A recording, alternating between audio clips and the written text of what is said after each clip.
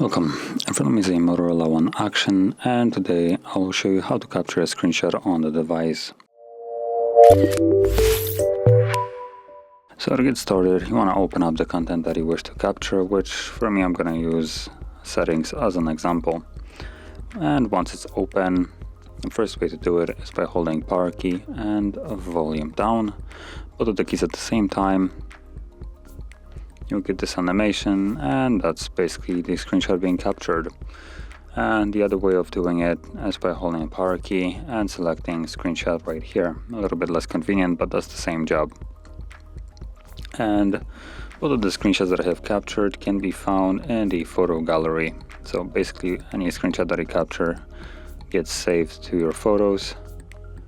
And let's keep it off. There we go. So you can see screenshots, and once you go in here, you have the two screenshots. So that is how you would capture it. And if you found this very helpful, don't forget to hit like, subscribe, and thanks for watching.